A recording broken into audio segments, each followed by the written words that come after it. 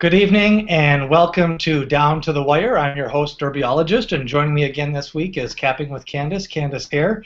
Candace, this is our down and dirty edition of the Breeders' Cup. Last week we talked about quite a few of the Euros because we thought those might be new to some of the players. And we've had another week of training. We've had a lot of defections, but overall it looks like we're going to have good weather and a little bit cooler, which is kind of nice because sometimes it can get a little bit hot on Breeders' Cup Day at Santa Anita. And any final thoughts that have happened in the last week that maybe impacted your selections at all? I think for me, Actman T-Scratching was a big one for me. I really liked him in Juvenile Turf, and I think American Feral Scratching probably affected most people, certainly me. Well, it's going to be interesting to see with the cooler weather how the Europeans do, and I mean cooler for what it has been. Let's start right away with Saturday's picks. The first Breeders' Cup race is the Juvenile Fillies. Any important things for you to consider in this race?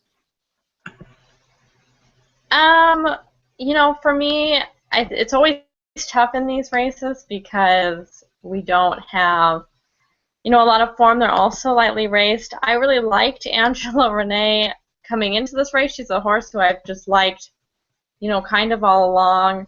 But her work this week I really didn't like. She was going against a horse who has never won a race before and looked to be, really trying hard. And I just really kind of didn't like what I saw there.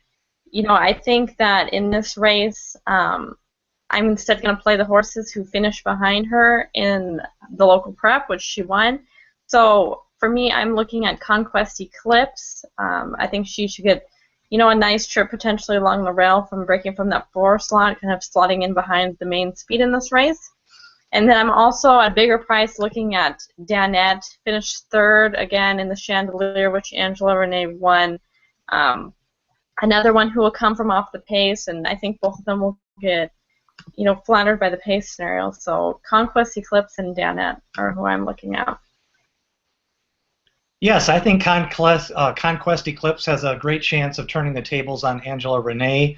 Like you, I have been very fond of Angela Renee because of the pedigree, but I just think that last time she had the perfect trip, and I think Conquest has a chance to beat her this time on the turnaround. I'm going with some of the New York horses, though, and the West Coast, Midwest-based horses. My top selection in this race is Feathered. The last time in the slop, I thought that she was kind of rated, and the long shot at 20-1 by the Moon kind of took the lead. And everybody I noticed in that race kind of just kept on waiting, and nobody got aggressive, and By the Moon went wire to wire at 24-1. But there was a couple of times in that race I know that Feathered wanted to run, and they just had her rated. So now she gets the 1 post and Castellano on, and I think she's going to kind of, I'm not saying she's going to be on the lead, I just think she's going to show pretty sharp speed and can kind of maybe be up there. And it ain't going to hurt her stablemate because it's the same trainer as Angela Renee. So I like Feathered as my top selection, mainly because I think she's better than that slop race. Sometimes horses, so I just think that last race she really didn't take to it. Top Decile, I thought he ran well. She ran well at Keeneland, so I'm going to go with her as well. And then my third selection would be Conquest Eclipse. But overall, I think it's a good race to try to beat the favorite. The 5th race now, the Breeders' Cup Filly and Mare Turf. A lot of Euros in here, and I know you've got a couple opinions on this race. Yeah, Dank shows up here. I think she's going to be really tough. She's not a horse who I would play to win in this race, but in your doubles, your pick 3s, your pick 4s, she's, I think, is a must include. For my top choice for this race alone, I'm going to go with Day at the Spa. I just think she's straight up lone speed here. I know a lot of people are worried about her getting the distance, but if she's ever going to get it, it's going to be here. So I think she's been in good form all year, and I just think that she's a square price. She's kind of being overlooked with a lot of the Euros showing up here, and even Stephanie's Kitten's taking a lot of money, and I like Stephanie's Kitten as a horse, but I just don't think she's going to get the pace scenario in here. I see it being pretty slow early with Day at the Spa on the lead and perhaps Dank sitting behind, and it's a little hard for me to see past those two. As far as the bigger price, the one I'd look at is Irish Mission. I think she's ran couple really solid races recently, and I'd mainly just take her because I think she'll sit mid-pack to forwardly placed, so she shouldn't be hurt by the pace scenario, and I just think she's over an overlay at 20-1. So I'm gonna take Day at the Spa on top. Have to include Dank in any of your multiple race wagers, and the Irish Mission is worth a flyer. Win place show. This is one of those races where Dank doesn't show the best form, but a lot of people are still talking about her, and some of the people are very confident in her chances. So that's where you just have to hope that, obviously she's well meant for this spot, and Sir Michael Stout's going to have her ready. I still ended up going with a long shot, Faisalona. This is definitely a stretch distance-wise. I assume she's going to make a move at the turn, possibly going after Day at the Spa. And I just think her class may get her there in the top 3. So that's kind of my long shot as Faisalona. Secret Gesture is another horse that I'm going to be taking a look at. I think she's got some good form and definitely has been running with some classy horses. I'm anti-Stephanie's Kitten. I just think that last race really wasn't that good. I think they made a move early because they knew they could get away with it in that type of race. But with better horses, I'm not so sure a premature move like that is going to work out to her advantage. I guess I'd rather, if I had to go with any of the Americans, I'd go with either Piranda or Abaco. But I think the Euros are going to pretty much dominate that race, but I'm hoping maybe Faisalona can get there ahead of Dank or Secret Gesture. The next race on the day is going to be the Filly and Mare Sprint, and always unusual because they go 7 furlongs. So most years it seems like you got to be a pretty good horse to win this race. Yeah, a lot of times in races like this, I look for the horse who's on the cutback, who's been routing that they cut back to. This year I'm not going to do that. I really like Stonetastic here. I'm not worried about the distance because she used to run over further than this. They've cut her back to 6 furlongs this year. She's kind of been a little bit of a revelation. I know a couple of her wins have come on speed by its tracks, but she won by such wide margins, it's a little bit hard to envision she wouldn't have won those races. Regardless, her only loss came in a race where she was basically dueled into the ground and still finished 3rd. So Stonetastic is the one I'm really looking at. Again, looking at the pace here, she looks like she's potentially low in speed. Maybe Southern Honey can get up there. I just don't think she's fast enough. She fired a bullet just the other day, so Stonetastic looks to be in form, and if she's lone on the lead, I find it really tough that anybody's going to be able to catch her. I know a lot of people like Judy the Beauty. I think on talent she figures in here. I do think she's better at a little bit shorter, 6.5 furlongs, and I do think she's better on synthetic. So as far as the favorites go, she would kind of probably be the one I would be taking a stab against, but Stonetastic would be my top play. Maybe the only other one I would really play in here is Sweet Reason. She is one of those who would be on the cutback like I normally like, so those would be kind of the 2 that I'm playing, but I will definitely have a nice win wager on Stonetastic in this race. Yeah, I can't endorse Judy the Beauty, especially on the dirt, especially at this distance. I think she's more 6.5, and I definitely think she's better on the synthetic. I don't have a strong opinion in this race. I do think it's going to be a pace meltdown, so I'm going with Better Lucky. A lot of people think this is a turf horse, but it's a stone-cold closer at this distance. So I would normally take Sweet Reason, but she's had just too many issues to take her in this spot. Ear infections and eye infections and missing workouts and just too many unknowns I guess I'd rather take Better Lucky. I'm definitely going to bet very light in the race, but I think Better Lucky has just as good of a shot on the cutback than some of the horses who may be a lot lower odds. So I think that race. So I see lone speed, and you see a pace meltdown. Yep, okay. I see a pace meltdown. Well, I thought Lay Court basically handed Stonetastic the last time, and now going longer, I guess I don't know why those 2 wouldn't just get in a duel again, and then somebody probably pass them late, I guess. Yeah. But I do agree. I think one of those 2 will shake loose. That's usually what happens. You'll have a speed duel. One of them will beat the other one, and then somebody will pick up the pieces. Yeah. So I could very easily envision Stonetastic putting away Lee Court, opening up by 2, and then just somebody either at the rail or on the outside railing up for the win. That's kind of usually the way that race is won. Groupie Doll did it that way, and I know the year at Monmouth there was, there was 2 horses that did 108 and change, and then some horse came from 14th and beat the horse that finally dueled away about 6 horses. So that race normally plays to a meltdown, but maybe you do get the soft fractions and Stone Tastic can pull away. Now 6.5 on the turf. This one, a lot of people say it's a horse for course just because of the layout, and most people prefer horses that have had a trip over the turf course, and I know you're kind of leaning that way. Yeah, I tend to lean that way as well. I think this race, at least to me, it's far and away the best betting race on the card. Renee's Got Zip and No Nay Never are both taking a lot of speed. They both break from opposite sides of the stalls, with Renee's Got Zip in the 1 spot, No Nay Never in the 14. All I've heard are great things about both of them, and I love it because I think they're going to absolutely duel each other in the beginning and ensure us a very, very fast pace in here. Even something extra might try to get in there. Bobby's Kitten, I think, if he's his normal self, he'd probably try to get in there whether he's fast enough or not. I opted to go with Home Run Kitten here. I loved his prep for this race, and he's the type who does well in this kind of a course. I love horses who've been running a mile or further, and then they cut back to the 6.5 furlong distance. They seem to, really tick well. And for him being, such a deep closer, I think this race could very well fall into his lap, kind of like the last one did. And he's kind of a horse who seems like he's been forgotten. He's had such a solid year over on the West Coast, mostly at Santa Anita, and nobody's talking about him, even though he's undefeated over this course and distance. I really have no idea. He completely fits in here in every single way. To me, Joe Talamo retains the mount, and it's not even just the horse. He, of course, is a jockey who rides this course on a regular basis. That matters a lot to me as well, with it being as quirky as it is. So I'm going to take Home Run Kitten on top.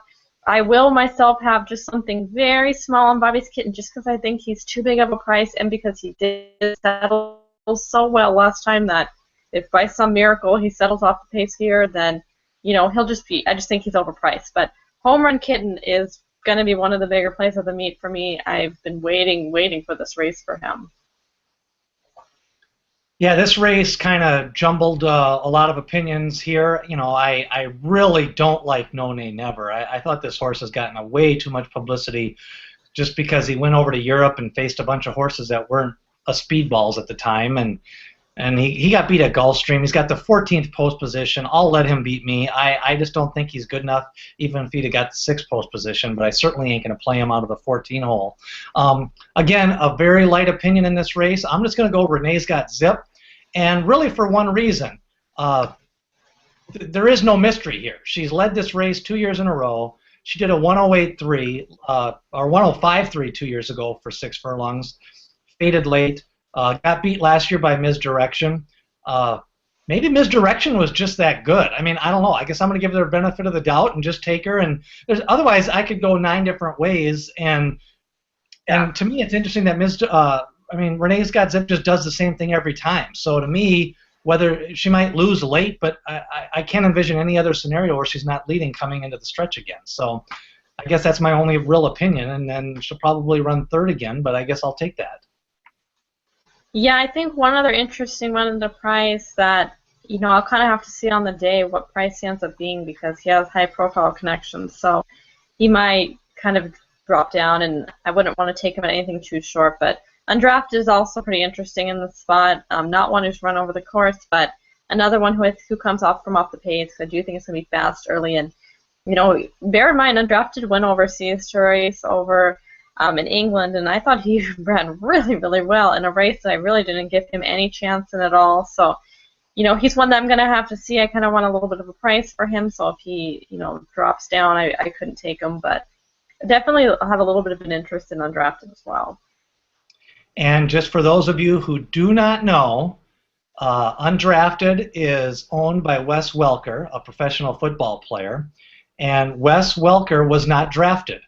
He went undrafted, and therefore he named a horse Undrafted. So I've known the story about him ever since he made his first start, and he's got the class, and I think it's just kind of one of those interesting stories that to me would be a fun story if he were to win on Saturday. The Breeders' Cup Juvenile, the whole odds of the race, the whole way people were going to bet this race, all the structures of ABC grids went out the window when American Pharoah got scratched.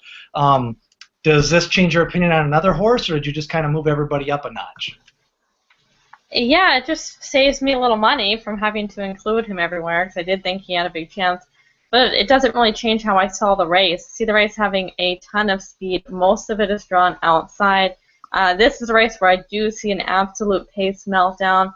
So I'm sticking with my two boys. I've been saying for a while now that Calculator and Texas Red rate a big chance in here. Texas Red seems to be getting a lot more hype now, so I'm not sure what kind of a price we're going to get on him. But I named him a couple weeks ago on a blog saying that I thought he was one of the better under-the-radar horses coming into the Breeders' Cup. And, you know, he's one of the few who can rate off the pace here, and he figures to get just the perfect pace scenario to run into for once. Calculator's still a maiden, but he's run well against American Pharoah. I liked his run 2 back at Del Mar. He was wide and off the pace, which was just completely against the bias that day. Still ran second, and then came back at Santa Anita and looked to close the gap between him and American Pharoah a little bit there. So Calculator's another one who I think can benefit from this pace scenario. And he draws the rail, which normally would be a bad thing, but with everybody going to the lead, I think it's going to end up being a good thing. He can save a little bit of ground there. So I'm looking to Calculator and Texas Red. I don't think we're going to get anywhere near the price on either of the morning lines because people are going to see that American Pharoah form, unfortunately. But I think they both rate a pretty good chance here.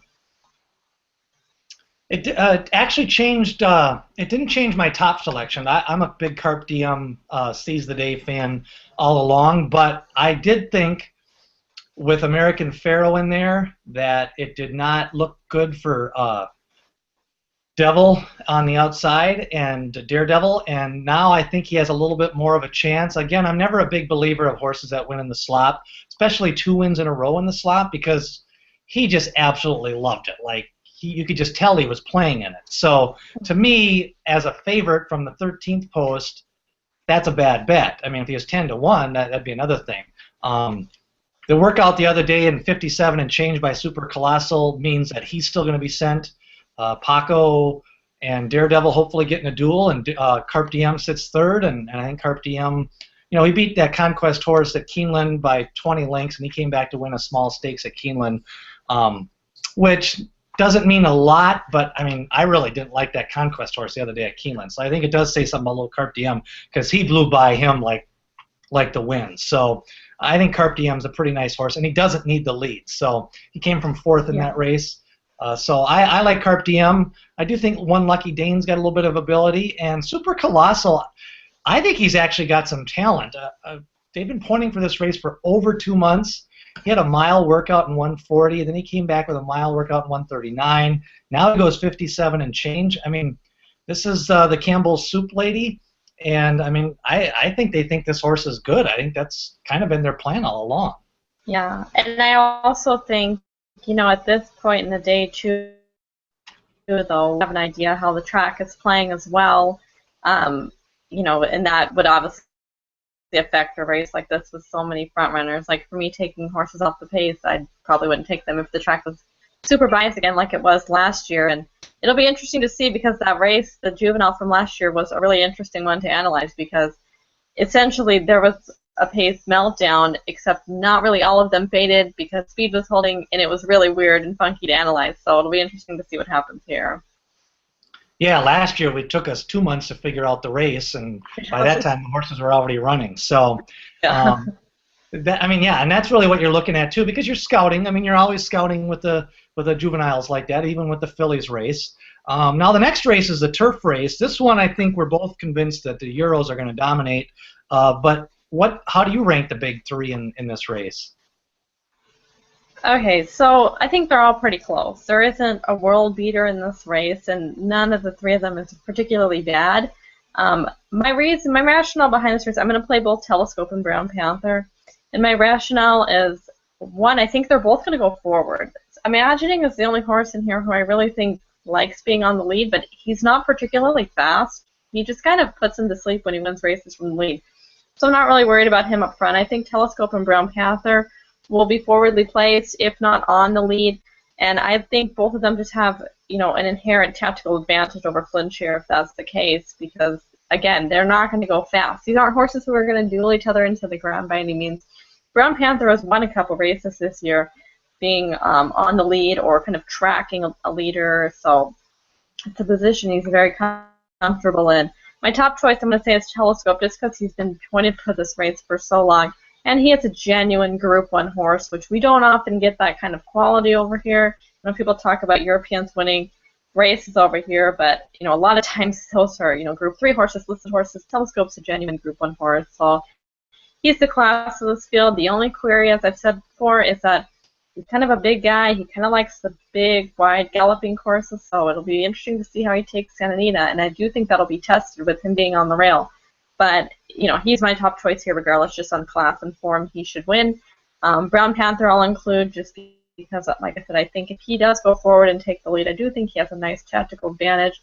And coming off of, you know, his antics before that required him to scratch at Woodbine, I do think that people are kind of ignoring him here, and he's going to end up being a better price than he ever should be.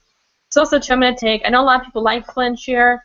You know, there's aspects to him I like. I like that he's a Danzilli. I like that, you know, he really, really wants this ground and trip, definitely. I'm just not quite sure he's going to get the pace he's going to need to win. I'd expect him to run close, so. And I've said before, he was pointed to the arc. Telescope was pointed here. He was pointed to the arc. So if he didn't regress a little bit off that effort, I'd be pretty surprised. Not much has changed for me on this race. I like Telescope. If I had to pick one horse that I thought was actually going to win of the 2 days, I'd go with Telescope. Again, for all the obvious reasons, Sir Michael Stout really is a legitimate world-class trainer that can point for races and win.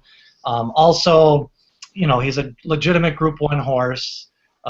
You know, 4 wins, 5 seconds, and a third and 10 starts. I just, you know, I do like Brown Panther second now. I'm leaning more towards him for second, mainly because of what you said. I think so many people have this horse pigeonholed as a goofball now, and whatever happened at Woodbine, it doesn't affect his talent. So I think you're right. I think if he would have ran fourth in that race, I think he'd be 4-1. And now the fact that he spooked his rider, he's gonna be like 9-1, and it's the same horse. And I also think that he got a little bit of a workout that day. He ran around for a mile, and so I moved him up to number 2 now. So, but I'm really actually looking forward to seeing Telescope because, you know, all these Grade 3 Euros coming over here doesn't impress me. But a legitimate Grade 1, I want to see how badly he can, you know, dust the Americans and know, you know, is he 10 lengths better than some of these guys? I have a feeling he might be. Conduit, who was very close, he was a solid Grade 2, same trainer. You know, he controlled the pace. He wasn't even a front runner. He just came over and just dominated the year I was at Santa Anita. I mean, and he won by about 4 or 5 lengths. So I could see him and Flintshire and Brown Panther being 5-6 lengths up on all the Americans at the end of this race. The sprint race last year, I looked up in the chart. There was 7 horses within 3 lengths at the 4 furlong call last year. A lot of speed signed up again this year. Yeah, tons of speed. All it has done, though, is firm my opinion on Ridge Tapestry. I think he drew absolutely beautifully in this race in the 6th spot. A Secret Zone and Private Circle straight to his inside. Those are going to be your main speeds, I would think. There's also plenty of speed drawn outside, so I'd expect Ridge Tapestry to be able to kind of slot in towards the inside, sit off the pace, and kind of let the wider drawn speeds go up there with Secret Circle and Private Zone. I think he should get every bit, you know, the setup from a pace perspective, and I think he's plenty good enough, and he showed us that already. And favorite or not, 5-1, I think it's a ridiculous price, and I'll be all over that if we get that on the day. I'm very anti-Secret Circle. I saw his work with Indianapolis earlier in the week. I didn't like it at all.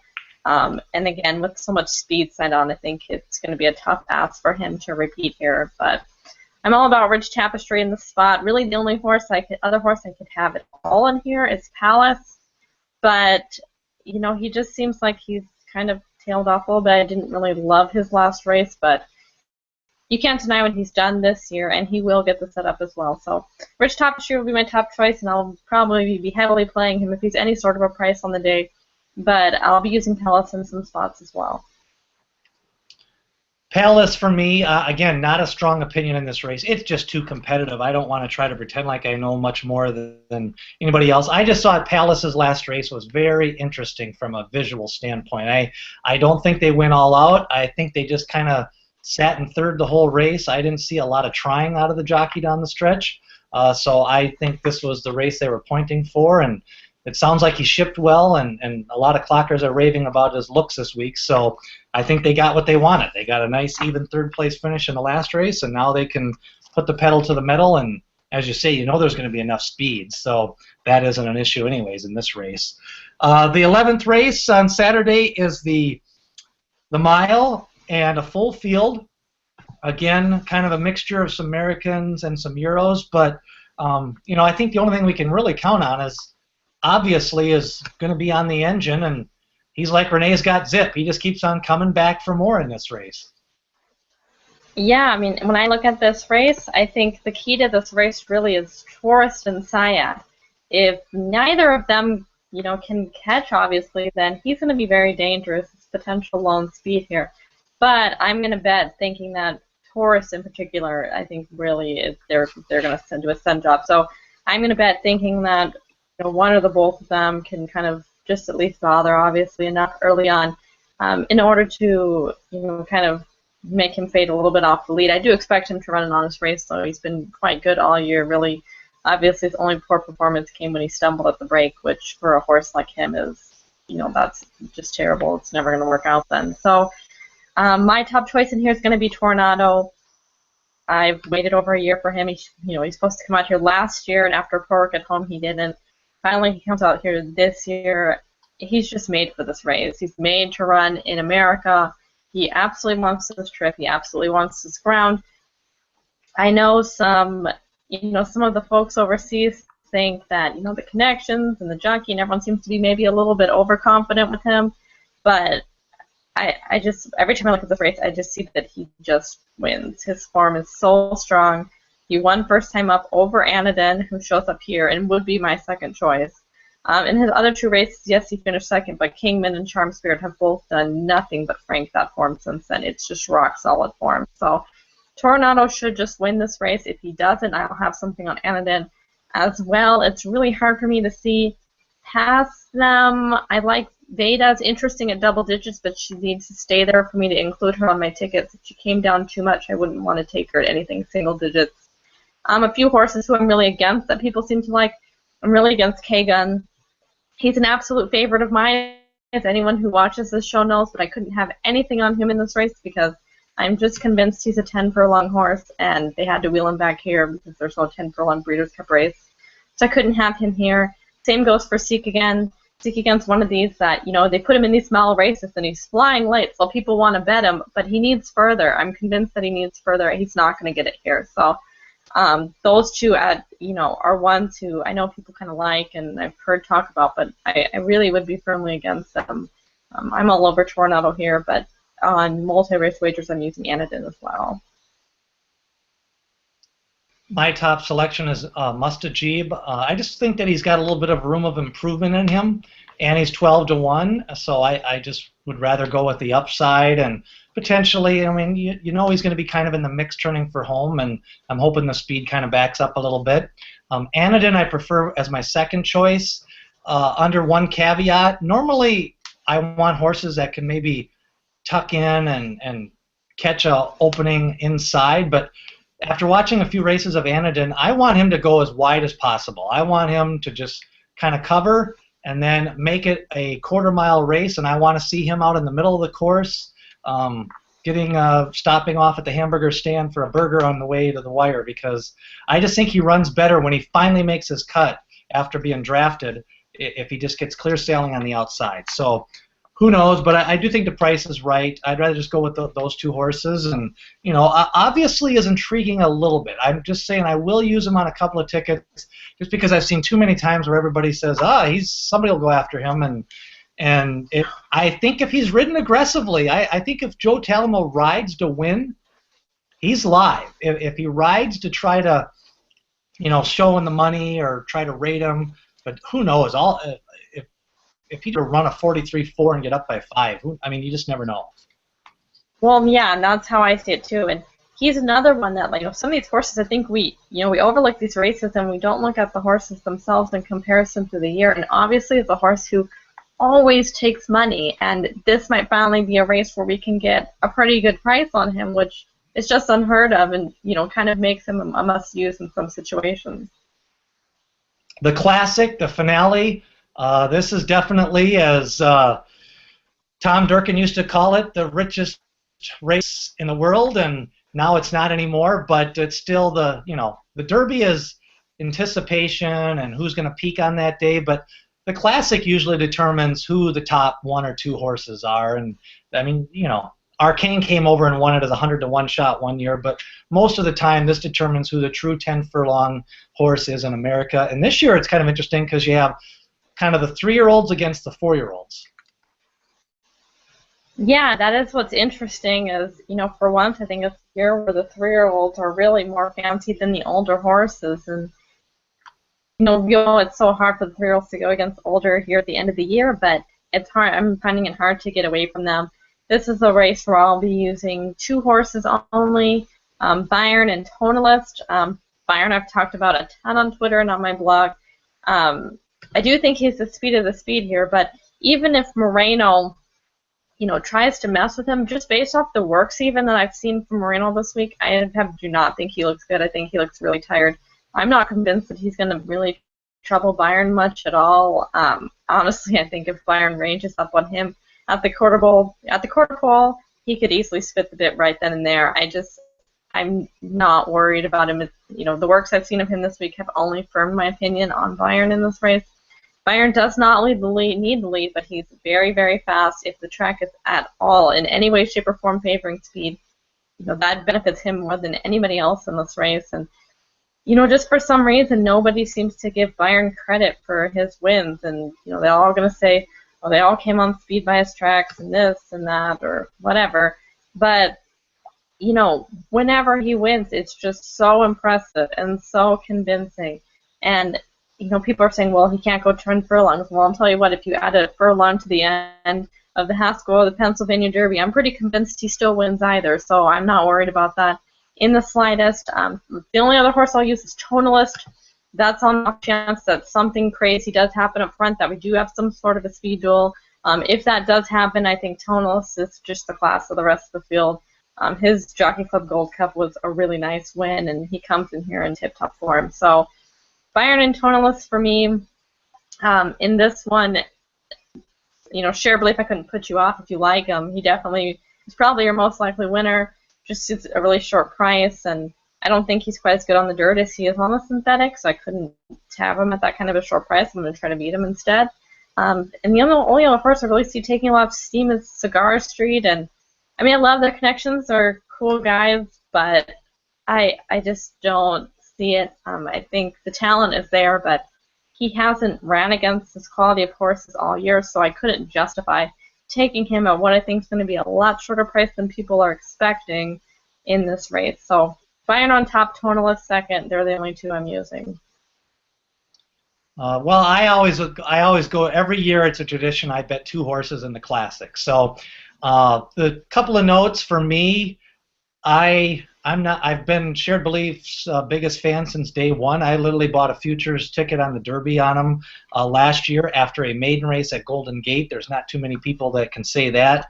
I literally got the highest odds on him. They got posted at 200 to 1, and I bet him at 200 to 1 4 days after a maiden victory at Golden Gate. I just think he's better on synthetic. I think that Pacific Classic, it was an impressive race, but I can't. To me, I'm still trying to evaluate it. I just think it was a pace meltdown, so I still can't really get a grasp on it. Moreno, I think, is tired, so I don't think Barron's going to have much trouble with him. I do think the most impressive performance of any horse in any division in any race this year was the Woody Stevens of Byron, so I'd like to see him run a good race. I'm going with Zevo and Tonalist. I think Tonalist is the classiest horse. I think he's the best horse. I think he could have a 4-year-old campaign that is legendary if they allow him to have it next year. But I'm going with Zevo just because he's got a little bit more tactical speed. He's actually a little bit smaller horse than Tonalist. He's ran inside horses this year. I think Tonalist prefers to make a run on the outside. But I think it's down to those two. I think it's the Jockey Club Gold Cup all over. I see a speed duel. The reason why I say that is because Espinoza has been ripped to shreds because of his ride in the Belmont. Everybody said he didn't get aggressive. Everybody said he didn't get aggressive in the Pennsylvania Derby. And I don't know about you, but if I'm at work and people keep on saying that I'm doing something wrong, I get aggressive and say, fine, you want me to do it that way? I'll do it that way. And I think out of the 13 hole, he's going to come running out of there. And Saturday night, they're going to say, why did he go so fast with Chrome? Did he burn him out? And therefore, we might get the pace duel, and I'm going with Zebo and Tonalist, and that's who I'm betting, and I'm betting them only, and win, and pick 4, and pick 3, and double. And my whole year will be determined on those 2 horses. So I'm all in. Uh-oh. So, yeah, I mean, quick final thought on California Chrome. I don't think you mentioned him at all. Oh, I didn't mention him. No, I couldn't have him here at all. I just think he'd have to improve so much off that last race. People would have made every single excuse imaginable. It's kind of hilarious because I think, like me and a few other people were saying how he wouldn't want to be drawn inside when he ran in the Derby or in the Preakness, and people laughed at that then. And now they're all saying that he doesn't want to be inside. It's just excuses. That race was bad. He never looked right. He never looked like he had a chance. Like, there was never a point. You know, when I watch races, I try to look and say, okay, who looks like the most likely winner at this point or this point? Like, there was never a point where I thought Chrome was winning that race. I think he'd have to improve by so much to come here. A few others I want to mention. VE Day, I think, is one that might take some play here just because people liked his win 2 back. I personally can't have him just because they had said he wasn't going to run, that he's going to be done for the year, and then they're bringing him here. But I couldn't put you off of him at all. He really was hampered badly in the Jockey Club Gold Cup. So that's kind of one that I think if you like him, you could easily toss out and, you know, still use him. Well, I'm looking forward to it. All my money's going in the Classic, or at least probably 70% of my bankroll. Is there a bankroll race that you're putting a little bit more money on of the 2 days? I think for me, Rich Tapestry is going to take a bigger play for me than usual, as will Telescope. But I think for me, a lot of mine is going to be, you know, just playing some small doubles and pick 3s here and there, and then, you know, my biggest individual race wager will be in the Classic on both Bayern and Tonalist. All right. Well, have a fun day. You will actually be at Santa Anita. I will be at Las Vegas playing head-to-head matchups in the Classic, I assume. And make sure to take a picture of Telescope for me. I'm also going to make, since people don't realize this, Candace the entire year has done all the editing on all of the down-to-the-wire videos and does it religiously every week. And so on your behalf, I am going to make 2 $5 Kentucky Derby future wagers for you. Yay! And you can either email me who you want, or I'm just going to take a guess at horses that I know you kind of like. So if you don't email me, I'm going to buy you 2 mystery Derby tickets and take a picture and email them to you. Otherwise, if you specifically want somebody, that's your editing present for the year. I'll have to think about one of them. I know one of them for sure I want as who's the horse who finished second to Daredevil? And that's the one I was going to buy for you. $5 on Bowtie Boss. Yes, Bowtie Boss. So I know I want that one. The other one I'm going to have to research a little and email you, but definitely one on Bowtie Boss. All right. I'm putting a little bit on Bowtie Boss for myself as well. So that should be fun. Next week we'll kind of rehash it and do all the second guessing and the Monday morning quarterbacking. But one of the things I try to do at the Breeders' Cup is I kind of do like to call these the championships. So to me, I mean, unless it really is a biased track or something goofy, I just think, to me, whoever wins these races is truly the best horse, because I think a lot of these horses wins these 5-6 horse fields all year long, and they're truly not the best horse. I think a 12 to 14 horse field really does determine who the best horse is. So that's what I like about the Breeders' Cup. That's going to do it for another edition of Down to the Wire. We will talk to you next week.